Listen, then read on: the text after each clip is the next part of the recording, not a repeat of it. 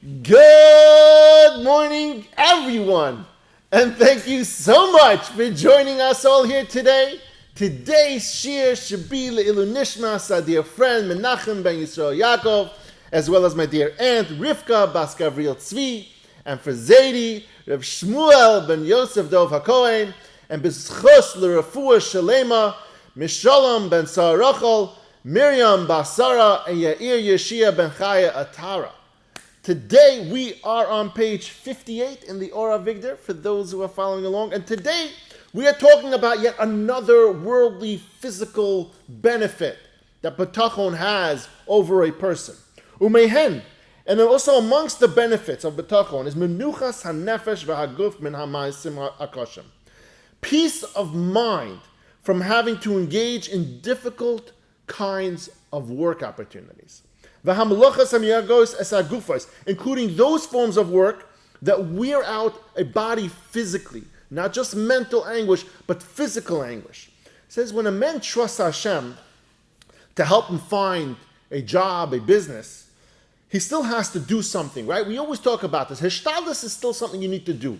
Having Bitachon is great for everything, but you still need to do hishtadlus, whether it's for work, whether it's for looking for a shidduch for your child, whether it's looking for an appropriate doctor for an ailment, whatever it is, you still need to do your hishtadlus. If you need to move a couch, you can't just have Bitachon, you still got to do hishtadlus. To call your friend who's got big muscles and ask him to help you move the couch.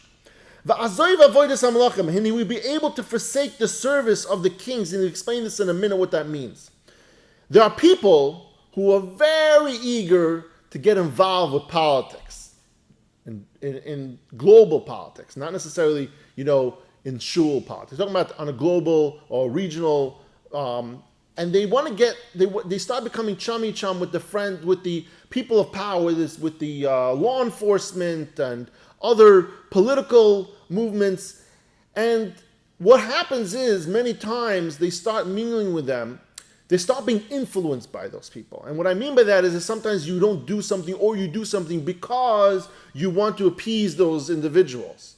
Someone with Bitachon is going to do their best to not get involved, not to mingle in these circles of people of influence, because they can actually do some harmful things to you. Sometimes when you're friends with them for years and then their personal agenda might change and they're going to turn back to you and they might put you in a bad spot. And so having full Bitachon, understanding that Hashem changes and does everything, you're not going to find yourself trying to, befriend these people of higher power, especially people in political circles and law enforcement.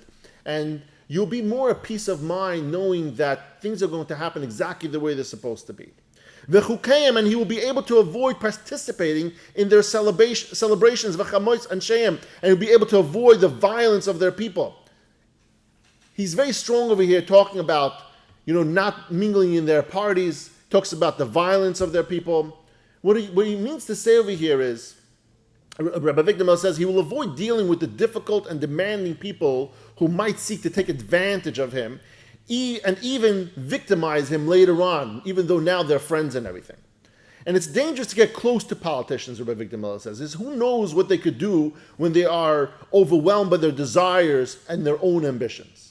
And furthermore, he says, but the person who trusts Hashem, he seeks sources of livelihood that offer more rest to his body and give him a good name. It's also something very important. The good name. A person, although we talk about you shouldn't have to worry about what the world thinks of you when you're doing the proper thing, but when you're doing the improper thing, it says over here, you learn from Rav Av that you should be mindful of what other people think. You should not get involved in businesses or jobs that people might look at you in a negative light. You shouldn't do things that are against halacha, we're going to learn later on in Chavos Avavos, especially things like that. We'll go through different items of such kind. But the point is, a person with Bitachon is going to look for those jobs, those business opportunities, the things that are going to help him, that are not going to take a physical or mental toll on his body every single day. Then he's going to be able to get through life doing his part. Again, I want to reiterate, not being lazy. You can't say, I got to take it easy. You can't just sit up and put your feet up and say, okay, that's it. But you're going to choose a profession that you feel has an appropriate amount of opportunity to provide for you and your family, and you go about doing that, and if it's decreed by Hashem that you should become wealthy, you'll get there regardless. It doesn't make a difference whether you get involved in this regular business or job or whatever it is, or if you get involved in being a hedge fund manager that takes up 18 hours every day. It doesn't matter. At the end of the day, over here, the person with Bitachon is going to take upon himself those opportunities of Ishtadlis that he's physically and mentally able to accomplish. Furthermore, the one who trusts in Hashem will have more leisure for his mind, and for those who will help him carry out the obligations of the Torah. It's going back and touching a little bit on the previous parts of spiritual benefits, but when you free up your day-to-day of worldly worries, of you're not so worried about different things because you took on that opportunity, that work that makes sense for you, and you're not worried about quarterly earnings reports and stuff like that, and all the pressure from the board, and you do your thing, and it gives you more time that when your 5 o'clock comes and you punch out and you can go and you can do your mincha, you can learn a little, whatever it is, you can focus on Hashem, you can focus on your family. That's also a big mitzvah. To being present as a husband, as a father, as a child, to being present in mind, that's a big part of a mitzvah as well. For such, he talks about these sources of income that he's talking about earlier are not going to add anything to what's decreed for him, and they won't detract anything from it as well. Meaning, the person with Bitachon, he says, I'm not going to look into these jobs that I have to become chum with the government, so is it going to take a physical and mental toll on my body? Because he understands that those things, whether he does them or not, it's not going to add or take away from what is decreed by him by Hashem.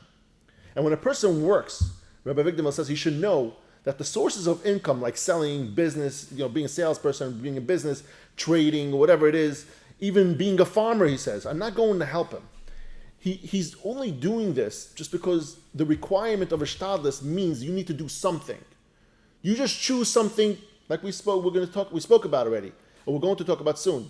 I don't remember now if it's like the second time around or if it's this time around, but basically talking about whether or not you do something that works for your personality and your physical ability. And so you choose that because that's what Ishtadlis is required of you. Nothing will change for him unless it is decreed by Hashem. It says in the pasuk, for neither from sunrise nor from sunset, and not from the wilderness or the mountains. Don't think like travelers, he says, and explorers, that your wealth has to come from discovering gold mines and who knows what else in faraway places, he says about. Only Hashem, the judge, who decides who gets lowered, who gets raised, talks about people who become of power, who people lose power, who becomes wealthy, who doesn't become wealthy. Hashem alone is the one who does that. Therefore, a person who runs around doing dangerous things, looking for a living in out-of-way places or out-of-way ways, he should know he's making a big mistake, Rabbi Avigdor says.